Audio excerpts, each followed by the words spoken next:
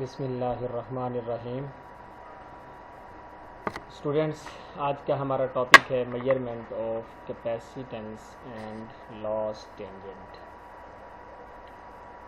इससे previous lecture के अंदर हमने मेजरमेंट ऑफ सर्जेस की थी कि जिसके लिए हमने क्लाइडोनोग्राफ को यूज़ किया और सर्जेस का जो है हमने एक प्रिंट लिया फोटोग्राफिक फ़िल्म के ऊपर, जो कि हमने अपने डाइलेक्ट्रिक के ऊपर फोटोग्राफिक फ़िल्म जो है लगाई और उस डाइलेक्ट्रिक को हमने दो इलेक्ट्रोड के दरमियान रखा था और जो फोटोग्राफिक फ़िल्म थी उसके साथ हमने पॉइंटेड इलेक्ट्रोड का कनेक्शन किया और जो डाइलेक्ट्रिक का दूसरा इलेक्ट्रोड था वो हमने प्लेन इलेक्ट्रोड लिया, उसको अर्थ किया था और उसके बाद जो हाई वोल्टेज पॉइंटेड इलेक्ट्रोड था वो हमने अपने सर्जेस के साथ उसका कनेक्शन किया और वहाँ से जो सर्जेस थी उसका हमने प्रिंट लिया अपनी फ़ोटोग्राफिक फ़िल्म पर और उन प्रिंट से हमने जो है वो सर्जेस का रेडियस और उनके साइज़ का जो है वो डिटर्मिनेशन की, मेजरमेंट की। और इससे पीछे जो है वो आपने मेजरमेंट की ये हाई वोल्टेज एसी की और फिर सिमिलरली इसी तरह से measurement of high voltage DC हमने किया। तो ये तीन मेजरमेंट्स के साथ साथ ये आज जो हम करने जा रहे हैं मेजरमेंट ऑफ कैपेसिटेंस, तो ये जो कैपेसिटेंस होती है इसको भी हम मेजर करते हैं हाई वोल्टेज में, क्योंकि ये हमारी जो कैपेसिटेंस बनती है बिटवीन द लाइंस, तो ये जहाँ जहाँ पे टू पोटेंशियल्स होते हैं वहाँ पर हमारी कैपेसिटेंस बनती है। तो इसलिए ये भी हमारे लिए ज़रूरी है कि हम इसको मेजर करें और इससे क्योंकि आपका ड्रॉप होता है तो उससे हमें जो है वो पता लगे कि कितनी कैपेसिटेंस हमारी कहाँ पे कितनी एग्जिस्ट करती है। तो अब इसके लिए हम डिफरेंट जो है वो ऑपरेटर्स यूज़ करते हैं। जो आज हम डिस्कस कर रहे हैं हमारे पास है हाई वोल्टेज शेयरिंग ब्रिज। तो इससे प्रीवियस क्लासेस के अंदर आपने ऑलरेडी कुछ ब्रिजेस स्टडी किए हुए हैं। व्हीटस्टोन ब्रिज आपने स्टडी किया और इसी तरह से मैक्सवेल ब्रिज स्टडी किया एंड शेयरिंग ब्रिज स्टडी किया। तो डिफरेंट ये ब्रिजेस आपने स्टडी किए और वहाँ पर आपका टारगेट ये होता था कि आप जो है वो रेजिस्टेंस को फाइंड करते थे, जैसा कि व्हीटस्टोन ब्रिज था, और इसी तरह से आपके इंडक्टेंस के थे जो कि आपका एल इंडक्टेंस था, उसको मेजरमेंट के लिए आप ब्रिज का यूज़ करते थे जैसा कि मैक्सवेल ब्रिज है, और इसी तरह से शेयरिंग ब्रिज है जो आप यूज़ करते हैं फॉर द कैपेसिटेंस। और यहाँ पर आज हम क्योंकि हाई वोल्टेज का जो है वो सेक्शन स्टडी कर रहे हैं तो उसके अंदर जो हमारी कैपेसिटेंस है वो भी हाई वोल्टेज हम मेजर करेंगे हाई वोल्टेज में। तो हाई वोल्टेज शेयरिंग ब्रिज के अंदर हमारा टारगेट ये होगा कि हम कैपेसिटेंस को मेजर करें कि हमारी कितनी कैपेसिटेंस है। तो इसके लिए जो हमने डिटरमिन करनी है कैपेसिटेंस, एक वो कैपेसिटेंस जिसको हम नाम दे रहे हैं कैपेसिटर C1 का, यहाँ पर हाई वोल्टेज कैपेसिटर वो, और उसके साथ हमने यहाँ पर ये दूसरा एक स्टैंडर्ड हाई वोल्टेज कैपेसिटर रखा जिसकी वैल्यू हमें नोन है और यहाँ पर वैल्यू हमारे पास अननोन है। और इसी तरह से इसके साथ हमने एक यहाँ पर उसकी जो तीसरी आर्म है ब्रिज की, एक्चुअली 4 आर्म्स है, तो इसके अंदर ये जो आर्म है हमारी तीसरी, इसके साथ हमने एक रेजिस्टेंस जिसको हमने S से रिप्रेजेंट किया, इसके पैरेलल में एक कैपेसिटर की वैल्यू लगाई जो कि वेरिएबल है, ताकि हम जब अपना बैलेंस करें इस डिटेक्टर को तो ये उस वक्त हम इसको वेरी करके अपने बैलेंस पॉइंट अचीव कर सकते हैं। इसी तरह से जो हमारी 4th आर्म है इसके ये रेजिस्टेंस है जिसको हमने Q से डिनोट किया यहाँ पर, तो ये हमारे पास वैल्यू होगी Q की। इसी तरह से ये सारी वैल्यू नोन होगी, हमने इन नोन वैल्यू की रेशो से अपनी अननोन वैल्यू को डिटरमाइन करना है, जो कि हमारी यहाँ पर जैसे कि C1 है।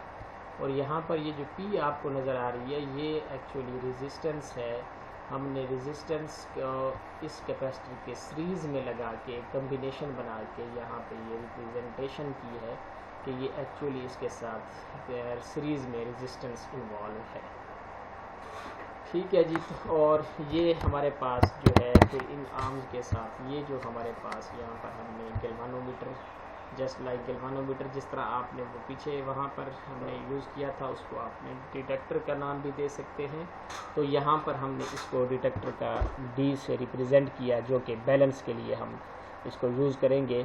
और यहाँ पर आप देख रहे हैं कि इसकी जो ये 2 आर्म्स हैं, यहाँ पर हमने सेफ्टी प्रोटेक्शन के लिए यहाँ पर 2 सेफ्टी गैप दिए हैं, ताकि इनका जो, क्योंकि एक्चुअली ये जो हमारी 2 आर्म्स हैं, हम इनको जब पूरे इस सर्किट को high voltage application, high voltage के लिए इस्तेमाल करते हैं, तो हमारा टारगेट ये होता है कि क्योंकि ये जो कैपेसिटर है C1 ये भी हाई वोल्टेज कैपेसिटर है, और जो C2 है ये भी हाई वोल्टेज कैपेसिटर है, लेकिन ये जो 2 आपकी ये आर्म्स हैं ये लो वोल्टेज पे हमने रखनी होती हैं। तो हमने इनको लो वोल्टेज पे रखने के लिए हमने यहाँ पर सेफ्टी गैप यूज़ किए हैं, ताकि हाई वोल्टेज पे जब हम इसका यूज़ करें तो यहाँ पर कुछ वोल्टेज आपका जो उसकी एनर्जी है वो इस गैप के थ्रू जो आयनाइज हो जाए, यहाँ पर डिस्चार्ज हो जाए, बाकी जो एनर्जी है वो वहाँ पे आपकी आर्म्स के ऊपर मिले। तो इसलिए लो वोल्टेज बनाने के लिए यहाँ पे ऐसा कर लेते हैं, और इसी तरह से जिसको हम AC सप्लाई दे देते हैं।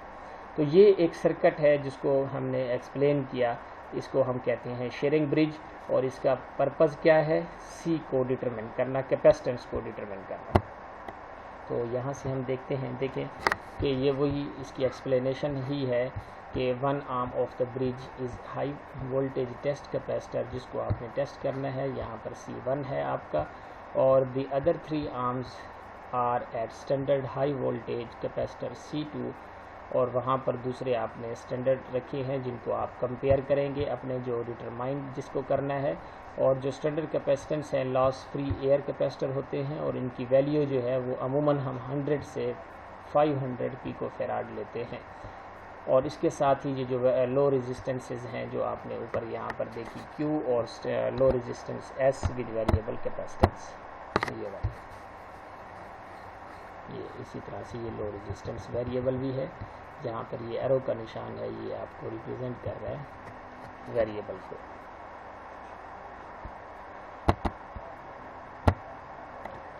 तो अब इसको यहाँ से देखें कि the high voltage supply for the bridge is obtain through a high voltage transformer. अब हम यहाँ पर जो हमारे पास सप्लाई है ये वाली, ये जो हाई वोल्टेज सप्लाई हम लेते हैं इस ब्रिज के लिए, तो वो हम लेते हैं हाई वोल्टेज ट्रांसफार्मर से। ठीक है जी। इससे पहले हम यहाँ पर एक कनेक्शन कर देते हैं ट्रांसफार्मर का, तो वो यहाँ से हाई वोल्टेज उसकी बना के हम अपने इस ब्रिज सर्किट को दे देते हैं। अब देखें ये वो बात आ गई जो पहले मैंने एक्सप्लेन की है। For the reason of safety only the high voltage test capacitor and the high voltage standard capacitor will be at high voltage. ये जो 2 कैपेसिटर हैं, एक आपका स्टैंडर्ड कैपेसिटर और दूसरा आपका टेस्ट कैपेसिटर, इनको आप हाई वोल्टेज पे रखते हैं। And the other components are at low voltage and are not allowed to have voltage greater than about 100 volt applies across them by means of safety gaps connected across them. जो बाकी 2 आपके components हैं, 2 arms हैं, उनको हम क्या करते हैं, कैप्ट रखते हैं लो वोल्टेज पर, और इसी तरह से उनका जो वोल्टेज है वो 100 से ज़्यादा हम नहीं करने देते हैं। ठीक है जी। और सेफ्टी गैप वहाँ पर प्रोवाइड कर देते हैं, और safety gaps are other gas discharge gaps or paper gaps, कुछ भी हो सकते हैं इन दोनों में से। तो अब यहाँ पर the impedance of these arms must thus necessarily be the value much less than that of the high voltage capacitor. इसकी जो इम्पीडेंसेस है वो जो है वो less than that of the high voltage capacitor होनी चाहिए for measurement at power frequencies the detector. अब आपने जो मेजरमेंट करनी है पावर फ्रीक्वेंसी पर, जो डिटेक्टर है used is a vibration galvanometer UVD of moving magnet type, और इसको आप करते हैं the arms Q and C3 varied. आपने जो आपकी Q और C3 है इसको आपने वेरीड करना है यहाँ तक कि आपका जो डिटेक्टर है उसकी जो आपकी नॉब है वो 0 पे आ जाए, मीन्स के बैलेंस हो जाए। ठीक है। जब वो बैलेंस आ जाए तो उन वैल्यूज़ को आपने वहीं पे रोक देना है। फिर ये रेशो ले लेनी है जिस तरह आप पहले लेते थे। It can be shown that the bridge is frequency independent, क्योंकि ये फ्रीक्वेंसी इंडिपेंडेंट है आपका ब्रिज, इसलिए हम यहाँ पर रेशो ले सकते हैं C2/C1 Q/S। तो इसको यहाँ से देखें, ये यहाँ से C2/C1, ये देखिए ये रेशो और ये रेशो, इसी तरह से SQ/S रेशो। ठीक है जी, इन दो आर्म्स की आमने सामने अपोजिट। तो इसी तरह से हम लिख सकते हैं P/Q C3/C2, ये दोनों हम रेशोज ले सकते हैं। तो इसी तरह से जो पावर फैक्टर एंगल होगा हमारा वो फाई है, और इसी तरह से जो लॉस एंगल होगा यहाँ से इस फिगर से आप समझ सकते हैं, क्योंकि एक्चुअली जो वोल्टेज है वो आपका यहाँ पर है और जो करंट है वो यहाँ पर है आपका। तो ये जो एंगल है यहाँ से ये थीटा है, और ये जो एंगल है वोल्टेज और करंट के दरमियान ये फाई है आपका, क्योंकि करंट और वोल्टेज एक दूसरे को लीड करेंगे, वोल्टेज लीड करेगा करंट को। ठीक है जी। तो जो इसी तरह से यहाँ पर जो हमारे इंडक्टिव सर्किट हैं उनके केस में क्या होगा कि जो करंट है वो आपका लैग करेगा वोल्टेज को, इसी तरह से जो कैपेसिटिव हैं वो उनके अंदर वोल्टेज लीड करेगा करंट को, या यूँ बल्कि यूँ कहें कि करंट लीड करेगा वोल्टेज को। अगर करंट लीड कर रहा है वोल्टेज को तो कैपेसिटिव्स के केस में होगा, और अगर करंट लैग कर रहा है तो इट मीन्स कि दिस इज़ अ इंडक्टिव। तो इस तरह से ये जो लॉस आपका एंगल है वो कितना हो जाएगा, यहाँ से यहाँ तक ये पाई है, पाई/2 है, 90 का एंगल है, उसमें से अगर हम ये वाला जो है माइनस कर दें तो बाकी ये आपके पास थीटा आएगा, जिसको हम लॉस एंगल कह रहे हैं। ठीक है जी। तो 90 डिग्री इनका जो है वो लीड फेज डिफरेंस नहीं होगा, थोड़ा कम होगा। कितना होगा, ये थीटा होगा, इतना लॉस हो गया। तो इसलिए हम कहते हैं theta is equal to tan theta approximately, which is equal to, यहाँ से अगर हम देखें तो आएगा हमारे पास ओमेगा PC1 या ओमेगा C3S। ठीक है जी। यहाँ से अगर आप tan थीटा फाइंड करें तो अब the low voltage end of the bridge is usually earth. अब जो इसी का लो वोल्टेज एंड है इस ब्रिज का आप अर्थ कर देते हैं। And since the voltage across Q and S are limited to about 100 volt, the detector would also be near at earth potential. अब हम असल में जो लो वोल्टेज हमारा एंड है उसको अर्थ कर देते हैं, और इसी तरह से जो Q और S हैं वो हम जो है वो लिमिट करते हैं 100 वोल्ट तक, इससे ज़्यादा के लिए नहीं इस्तेमाल करते उनको। ठीक है जी। तो it should be noted that the bridge is an unequal arm bridge so that relative sensitivity will be small, क्योंकि अनइक्वल है तो इसलिए सेंसिटिविटी थोड़ी सी आपकी स्मॉल होगी। However since the applied voltage is high, this is not practical disadvantage and reasonable variation can be obtain across the detector.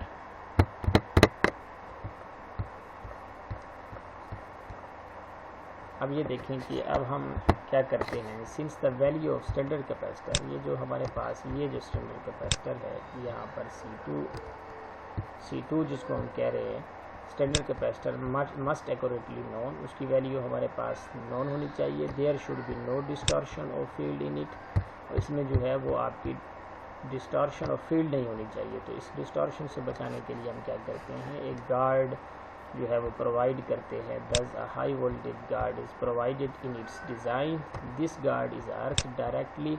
ये देखिए आपको गार्ड यहाँ पे ये गिवन है, यहाँ पे इस तरह से इसको हम अर्थ भी कर देते हैं।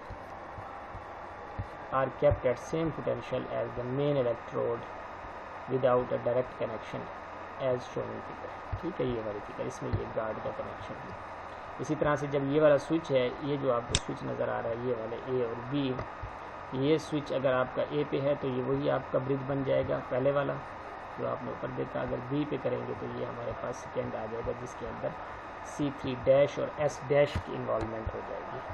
तो इसको यहाँ से देख लें आप कि जो following procedure is use to have the guard electrode at same potential as the main electrode, उसी को मेन इलेक्ट्रोड के पोटेंशियल पे देने के लिए।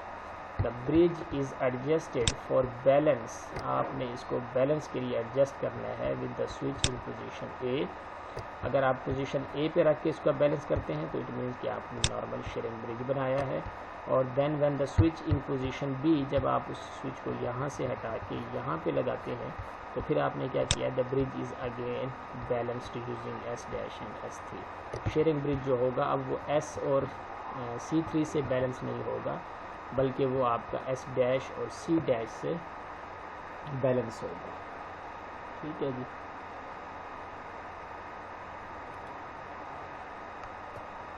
तो यहाँ से हम बैलेंस कर सकते हैं। This ensures that finally A and B are at the same potential. तो होगा क्या कि जो आपके A और B हैं वो सेम पोटेंशियल पे होंगे, और जो same potential as the other end of the detector. अब ये जो सक्सेसिव बैलेंस है is carried out in position A and B alternatively until the final balance is obtain. यहाँ तक कि आपका जो फाइनल बैलेंस है वो ऑब्टेन हो जाए, वहाँ पे आपने अपनी इक्वेशन लिखनी है। और ये जो कनेक्शन है can be used for the capacitance up to 2000 picofarad, यहाँ तक की कैपेसिटेंस के लिए इसको इस्तेमाल किया जाता है। इसके अलावा एक और केस है, यहाँ से देखें केस नंबर 3 है इसका, वो गार्ड रिंग वाला हो गया, एक सिंपल शेयरिंग हो गया, और तीसरा आप देखें यहाँ पर when it is required to obtain higher value unknown capacitance such as in case of very long cables. जब आपको वेरी लॉन्ग केबल जो आपकी अपनी अर्थ केबल्स होती हैं उनके अंदर आपको कैपेसिटेंस की जो है वो डिटर्मिनेशन करनी हो, तो फिर आप सर्किट को मॉडिफाई थोड़ा इस तरह से करते हैं, जैसे कि आपको ये शक्ल नज़र आ रही है, where the circuit is modified in the following manner so that high current variable resistance standards would not be required। उसमें ये आपको रिक्वायर नहीं होती हाई करंट वैल्यू रेजिस्टेंसेस।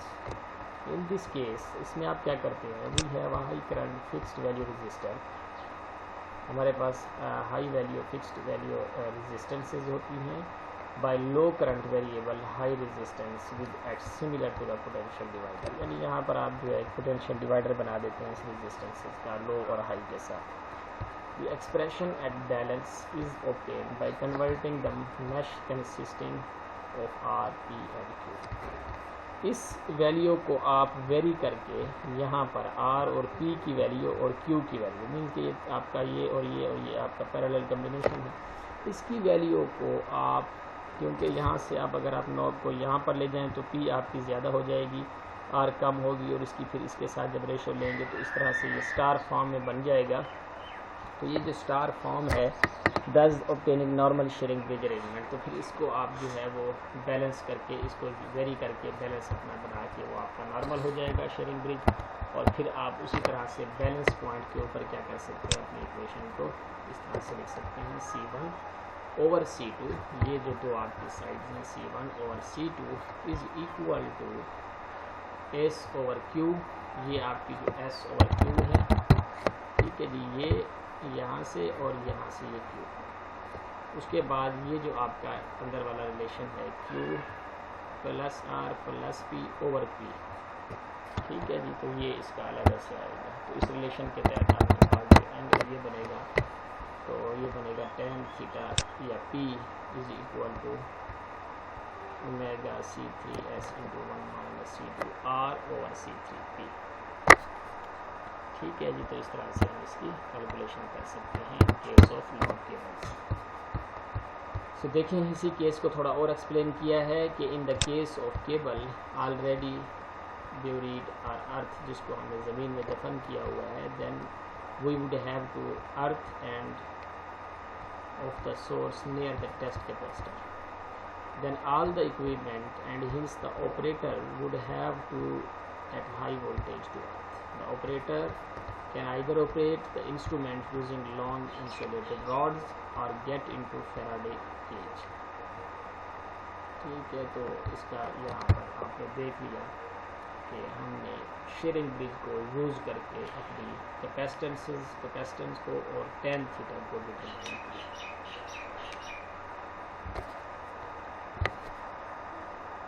तो अब इसके साथ ये जो दूसरे मेथड्स हैं इनको आपने यहाँ से स्किप कर दें, आपने यही मेथड करना है इस बुक से। तो अब इसके साथ ही जो हमारी मेजरमेंट है वो कंप्लीट हुई, हमारे जो मेजरमेंट के फेजेस थे तीनों चारों हमने जो है वो कंप्लीट कर लिए। अब हमारे पास जो नेक्स्ट हमारा फेज़ है वो जनरेशन का है, जिसमें हम high voltage generator for testing,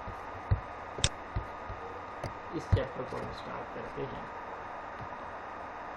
तो एक्चुअली दो जो है वो पावर जो इंजीनियर्स हैं, पावर सिस्टम इंजीनियर्स हैं, वो इंटरेस्टेड हैं दो जगहों पर हाई वोल्टेज के लिए। एक, जब आप पावर ट्रांसमिशन करते हैं उस वक्त आप हाई वोल्टेज जो है वो प्रेफर करते हैं क्योंकि उसमें लॉसेस कम होते हैं। और दूसरा, आप हाई वोल्टेज जो करते हैं जिस पर्पज़ के लिए, वो है आपका testing of the equipment in the power transmission. तो टेस्टिंग पर्पज़ के लिए as well as transmission purpose के लिए, इन दो पर्पज़ के लिए पावर इंजीनियर इंटरेस्टेड है फॉर द हाई वोल्टेज। इसके अलावा आपको हाई वोल्टेज कहीं की ज़रूरत नहीं।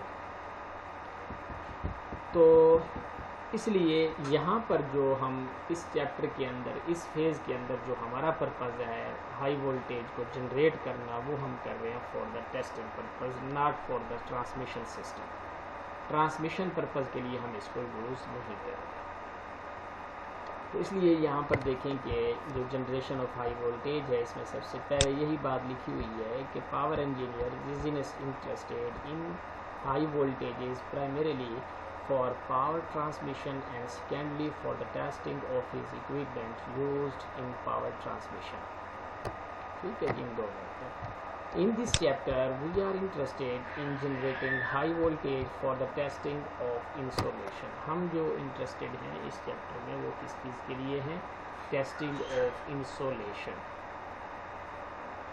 ठीक है जी। तो अब ये जो जनरेशन हम करते हैं कहाँ पे करते हैं? हम अपनी टेस्टिंग लेबोरेटरी के अंदर करते हैं। In many testing laboratories the primary source of power is eight low voltage. जो हमारा प्राइमरी सोर्स है हाई वोल्टेज जनरेट करने के लिए लेबोरेटरी में, वो हमारा ज़ाहिरी बात है लो वोल्टेज है। For the 3 phase system 400 volt and for single phase 230 volt, both at 50 hertz frequency. Thus we need to able to obtain high voltage from this। तो इसलिए हम यहाँ से वोल्टेज हम obtain कर सकते हैं। Since the insulation is usually being tested, क्योंकि हम इंसुलेशन को टेस्ट करने जा रहे हैं, the impedances involved are extremely high। और जो impedances होती हैं वो आपकी very high होती हैं और वो मेगा ओम में होती हैं, इन मेगा ओम्स। और जो करंट होता है वो हमारा वेरी स्मॉल होगा और less than an ampere. Voltage is very high, impedance is very high and current is very low. Therefore high voltage testing does not usually require high power. याद कर लें कि जो हाई वोल्टेज टेस्टिंग है वो आपकी जो है हाई पावर उसके लिए रिक्वायर नहीं है। तो यहाँ से मैं इसको अंडरलाइन कर देता हूँ, वेरी इंपॉर्टेंट बात है, इसको नोट कर लें। The high therefore high voltage testing does not usually require high power. ठीक है जी। तो the special methods may be used which are not applicable when generating high voltage in high power applications. तो इसलिए जो कुछ स्पेशल मेथड्स हैं वो हम यूज़ करते हैं यहाँ पर अपनी generation for the insulation test, लेकिन वो जो मेथड्स हैं वो हम हाई पावर एप्लीकेशन में उनको यूज़ या वो एप्लीकेबल नहीं है, क्योंकि हम अभी कह रहे हैं कि ये जो हमारा फॉर इंसुलेशन टेस्ट के लिए हम कर रहे हैं इसमें हाई पावर हमारी इन्वॉल्व नहीं है, क्योंकि हमारा रेजिस्टेंस बहुत हाई है, करंट लो है। तो इसलिए इन एप्लीकेशंस को आप वहाँ पर जहाँ पे आपकी हाई पावर एप्लीकेशन है वहाँ पर इनका यूज़ नहीं कर सकते। ठीक है। तो अब सबसे पहले हम जो है हाई वोल्टेज एसी को जनरेट करते हैं, जिसको हम नाम देते हैं, यहाँ पर आर्टिकल है हमारा 7.1 generation of high alternating voltages.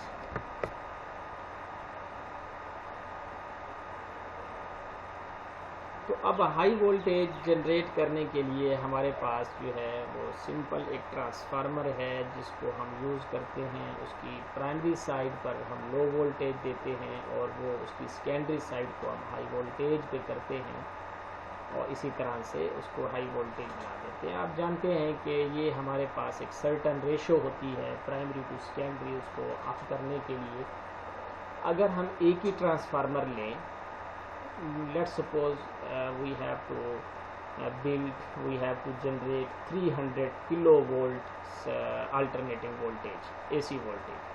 तो 300 किलोवोल्ट आपको ऑब्टेन करने के लिए एक तो आपके पास ये तरीका है कि आप एक ही ट्रांसफार्मर लें जो कि इस रेटिंग का हो, जो कि आउटपुट पे आपको 300 किलोवोल्ट दे।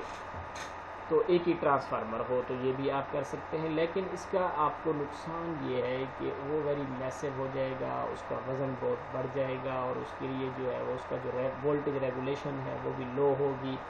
तो इस तरह के नंबर ऑफ डिसएडवांटेजेस होंगे आपको एक ही ट्रांसफार्मर यूज़ करने में।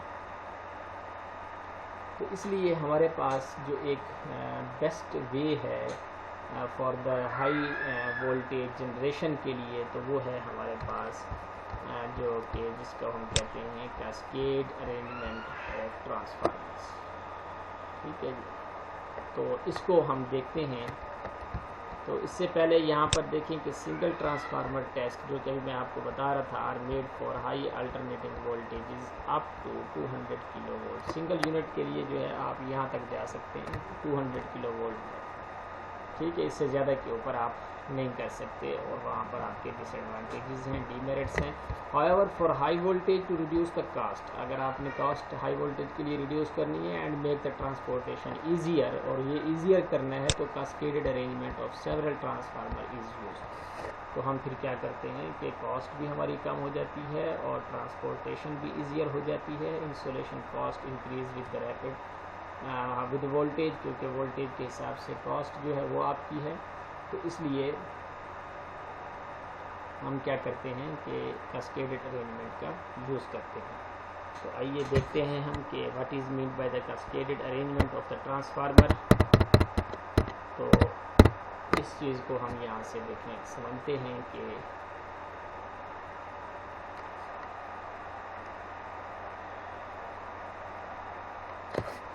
तो ये कैस्केडेड अरेंजमेंट हम देखते हैं अपने नेक्स्ट लेक्चर में।